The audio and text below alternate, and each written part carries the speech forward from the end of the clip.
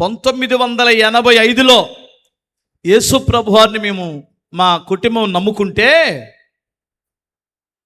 మా నాన్నకు ఒక గిల్టీ ఉండేది. ఏమిటయ్యా గిల్టీ అంటే, తాతయ్య మా నానమ్మ చచ్చిపోయారు నేను పుట్టేసరికే. మా పెద్దమ్మ మా పెదనాన్న మా అన్నోళ్ళ అన్న అంటే మా నాన్నకి ప్రాణం. ఆయన కొరకు పొలమంతా బాగా చేపించాడు, కానీ ఆయన బ్రతకల, చచ్చిపోయాడు. మా పెద్దమ్మ చనిపోయింది, వాళ్ళ 3 పిల్లలు ఉన్నారు.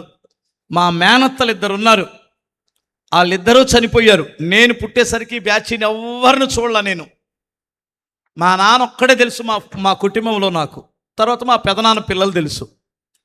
అంటే మాకు ఏ పొలమేసినా పొలములో నష్టం రావడమే కానీ ఏ రూపాయి రాదు. ఎంతో కష్టపడి కష్టజీవి మా నాన్న. అందుకని మా నాన్న ఏమి నమ్ముతాడంటే, అయ్యా మాకు చేతబడి చేశాడు, చేతబడి ఎవడో చేతబడి చేస్తే నేను తీపిచ్చాను. మన రోలు, అప్పట్లో రోలు, పెద్ద రోలు ఉంటుంది కదా, పెద్ద రోలు ఉండేది. ఆ రోటి కింద ఆడు పాతి పెట్టాడు ఆ కావుని. ఒక మాంత్రికుడిని తీసివేయమంటే ఆయన తీస్తాను కానీ రా, నేను ఇంటికి చేరతానని నమ్మకం నాకు లేదు అని వచ్చి తీసి వెళ్తూ యాక్సిడెంట్ అయి 2 కాళ్ళు పోగొట్టుకున్నాడు. ఎంతో దూరం వెళ్ళలేదు, మా ఊరు నుంచి కరెక్ట్గా 2.5-3 కిలోమీటర్లు మూలపాడు వెళ్ళేసరికి పడిపోయాడు, యాక్సిడెంట్ అయిపోయి. అయినా మా కుటుంబంలో శాపం పోలేదు. మన శాపం ఇంతే.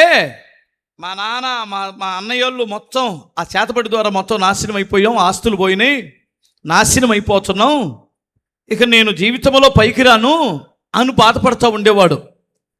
కానీ 85లో ప్రభువుని నమ్ముకున్నాడు.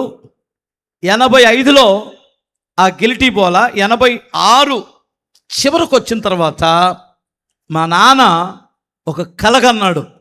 అదేమిటంటే,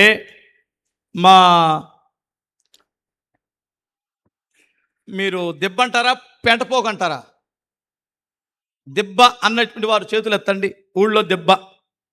పెంటపోగు అన్నటువంటి వారు చేతులు ఎత్తండి. తూర్పుగోదావరి పశ్చిమ గోదావరి పెంటపోగు అంటారు, అవును కదా? ఓకే. మిగతా వాళ్ళు దెబ్బ అంటారు. దెబ్బన్నా పెంటపోగన్నా ఒకటేలే. ఆ పెంటపోగు దగ్గరికి వెళ్ళి మా ఈ గీదకి వేసిన పేడ దశకెళ్ళి దెబ్బలు వేస్తారు కదా, ఆ దెబ్బ దగ్గర ఆ పేడ అలా వేసి దిగులు పడి కూర్చున్నాడట మా నాన్న. అక్కడికి వచ్చాడు ఆయన, ఒక అంగీ వేసుకొని ఉన్న ఒక ఆయన చేతిలో కొంకి కర్ర ఉంటుంది కదా, ఆ కర్ర ఈయనకు అర్థం కావాలి కదా, వచ్చి వెంకటేశ్వర్లు అని పిలిచాడట. అయ్యా ఏంటయ్యా అంటే, ఈరోజు నీ జాతకాన్ని మార్చడానికి నేను వచ్చాను అన్నాడట. ఈయనేమి నమ్ముతాడు? జాతకం ఎలా మారుస్తాడు అంటే, ఇదిగో ఇక్కడ పట్టుకొని, అలా పట్టుకొని, ఈ కండ ఇలా పట్టుకొని, ఈ చర్మం కట్ట ఇలా తిప్పేశాడట. తెల్లారి పొద్దున నా చిన్నప్పుడు అది మా అమ్మతో ఆనందంగా చెబుతున్నాడు మా నాన్న, ఏమే దేవుడు నా జాతకాన్ని మార్చాడు అన్నాడు. దేవుడు నా జాతకాన్ని మార్చాడు, నా రాతను మార్చాడు దేవుడు. అది ఆయనలో ఉన్న శక్తి. మారిందా మారలేదా? స్తోత్రం చెప్పగలరా? రాతను మారుస్తాడా మార్చడా? శాపము నుండి విముక్తిని చేస్తాడా చెయ్యడా?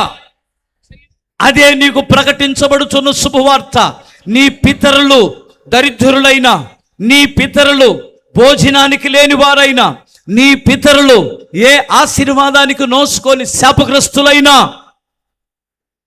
నీ దేవుడు నిన్ను ఐశ్వర్యవంతుడుగా మార్చగలిగినదే ఈ విడుదల. హల్లెలూయా. ఇప్పుడు మన గురించి మాట్లాడుకోవాలి. వీళ్ళ ఏ సంగతి మాకు తెలీదా? వీళ్ళ తాత సంగతి మాకు తెలీదా? వీళ్ళ తాతకే తిండి లేదు, వీళ్ళకి అది లేదు. ఒరే పిచ్చోడా, మా తాత జీవితములో క్రీస్తు లేడు, మా జీవితంలోనికి క్రీస్తు వచ్చాడని చెప్పండి.